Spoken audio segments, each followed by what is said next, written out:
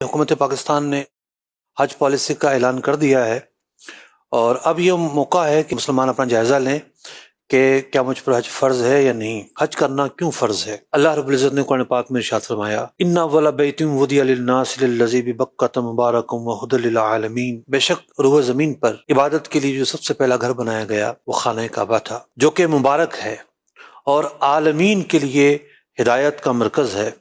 فیہ آیات بینات، اس میں کھلی نشانیاں ہیں، مقام ابراہیم، اور ان میں سے ایک نشانی مقام ابراہیم ہے۔ ومن دخلہ کان آمنا، جو حرم مکہ میں داخل ہو گیا وہ امن پا لیتا ہے۔ وللہ علی الناس حج البیت من استطاع الیہ سبیلا، اور جس پر استطاعت ہے اس کے لیے حج کرنا فرض ہے۔ ومن کفر فإن اللہ غنی عن العالمین، اور جو انکار کرے تو بلا شبہ اللہ رب العزت غنی ہے، اسے ہماری عبادت کی حاجت نہیں ہے۔ ہم عبادت اپنے لیے کرتے ہیں، اپنی بہتری کے لیے، اپنی کامیابی کے لیے، خود کو اطاعت گزار ثابت کرنے کے لیے اور اللہ تعالیٰ کی فرما برداری کرنے کے لیے۔ حدیث پاک میں فرمایا گیا کہ جس پر حج فرض ہے اور وہ نہیں کرتا تو وہ یہودی ہو کے مرے یا نصرانی ہو کر۔ ایک تشریح اس کی یہ ہے کہ اس شخص نے یہودیوں کا طریقہ اختیار کیا، نصارہ کا طریقہ اختیار کیا، اور بعض محدثین نے اس کی تشریح بیان کی کہ اس میں ایمان برے خاتمے کی بھی وعید ہو سکتی ہے، کہ یہ جو شخص ہے کہیں اپنے آپ کو برے خاتمے کی طرف تو نہیں بڑھا رہا۔ حج کرنا چونکہ شاعر اسلام میں سے ہے، قرآن پاک میں پوری ایک سورت کا نام سورہ حج ہے۔ اللہ رب العزت نے صرف ایسا نہیں ہے کہ اس سورت میں ہی حج کا ذکر فرمایا ہے، سورہ بقرہ میں ذکر ہے، دیگر سورتوں میں ذکر ہے حج کا، عمرے کا، حج کی ادائیگی کا، حج کے افعال کا، بہت سارے جگہوں پہ ذکر ہے۔ تو یوں قرآن پاک میں بہت سارے مواقع پر حج کی تعلیمات کو بیان کیا گیا۔ تو حج ایک اہم عبادت ہے، جو نہیں جاتا نا اس سے اندازہ نہیں ہوتا کہ حج کتنا عظیم کام ہے۔ بے شک، یعنی جو جاتا ہے تو وہ کہتا ہے کہ بند کمرے میں بیٹھ کے عبادت کرنے کا اپنا لطف ہے، اور جلوت میں حج کرنے کا اپنا لطف ہے۔ یعنی یہ ایک عالمگیر عبادت ہے نا، بالکل ایسا ہی ہے۔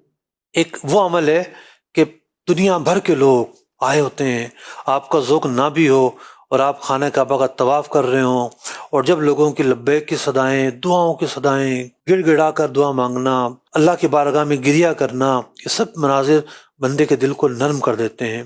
دل کی جتنی سختیاں ہیں حج کرنے والا سب پاش پاش ہو جاتی ہیں، دل نرم ہو جاتا ہے، بالکل روحانیت بھر آتی ہے، اور اس کی اپنی برکات ہیں۔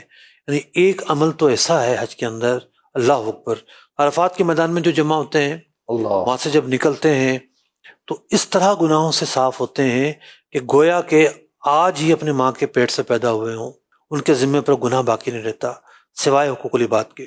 اور مزدلفہ میں جب جاتے ہیں، وہاں کا وقوف کرتے ہیں، تو اللہ رب العزت کے فضل سے جس جس کا حق ہوگا صاحب حق کے دل میں رحم ڈال دیا جائے گا، یہ بشارت انہیں دی گئی۔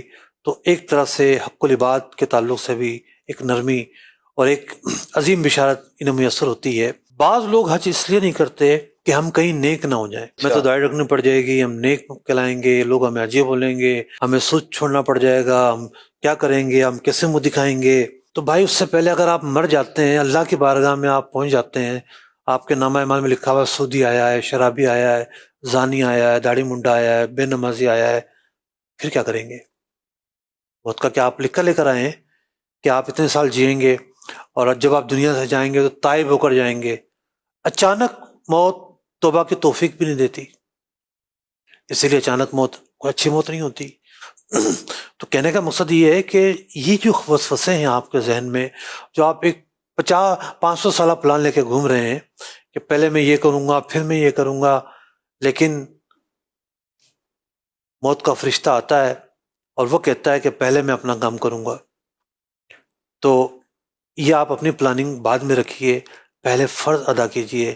ان تمام فرائض کی وجہ سے آپ کو تو برکت نصیب ہوگی، اور آپ کی دنیا پلٹ جائے گی، آپ کی کایا پلٹ جائے گی، اور آپ برکات لے کر آئیں گے۔ اللہ رب العزت سے دعا ہے کہ اللہ رب العزت ہمارے عزم کو مضبوط فرمائے، آمین آمین۔ جن لوگوں پر حج فرض ہے انہیں توجہ کرنے کی توفیق عطا فرمائے۔